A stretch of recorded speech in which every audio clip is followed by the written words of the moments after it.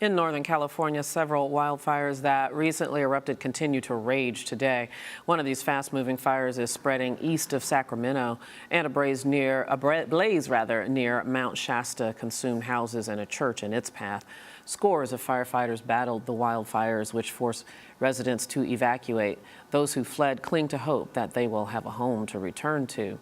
Record high temperatures and drought have combined to create a major disaster, and some forecasters predict that tailwinds of yesterday's hurricane will likely hinder firefighters.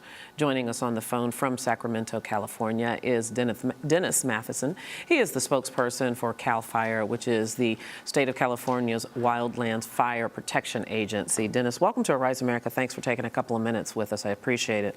Thank you. I know it's very busy right now. Can you just sort of put in perspective this wildfire season compared to others?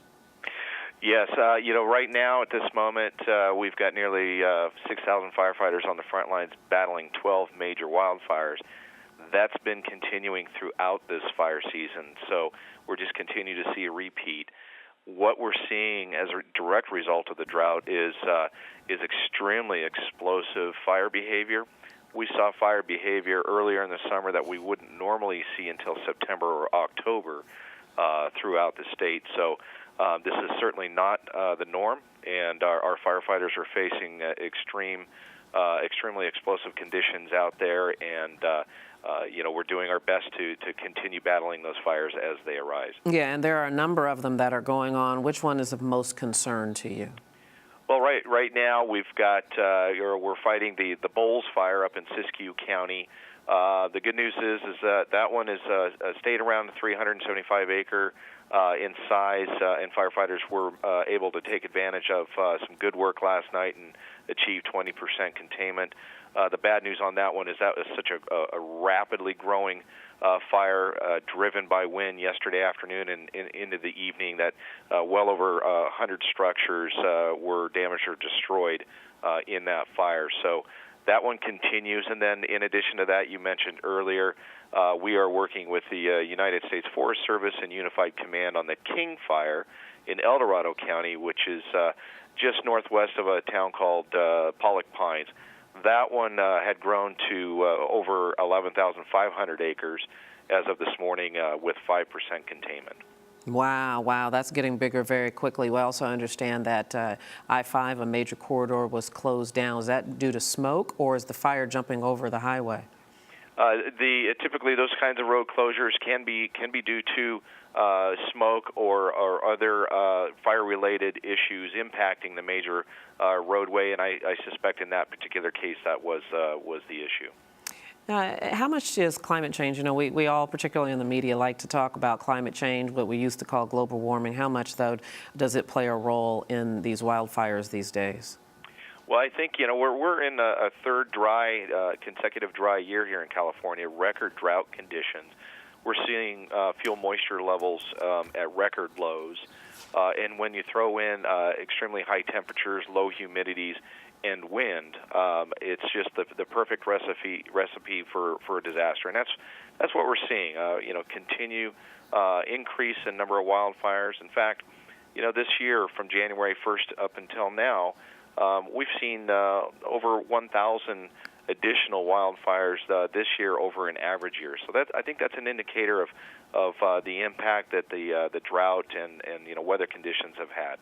I want to go back to the wildfire you already mentioned east of Sacramento in the El Dorado National Forest. It's grown so much bigger. When I read some research earlier this afternoon, it had burned 8,600 acres. You just reported it's up to 11,000 now. When a fire's growing that big, what's the strategy to try to get containment?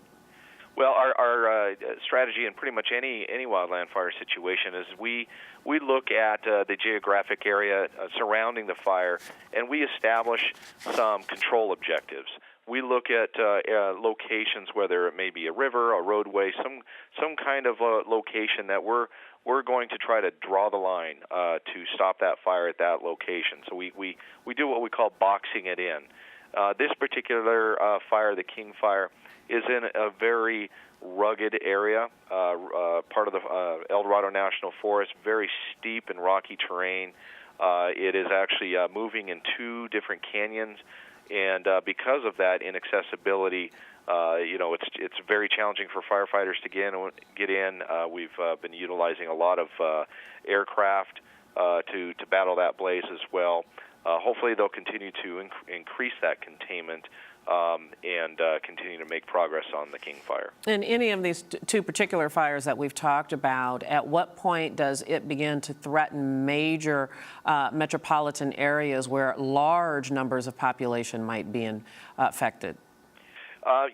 These particular ones, they are in rural areas, which is fortunate, but they are impacting smaller communities.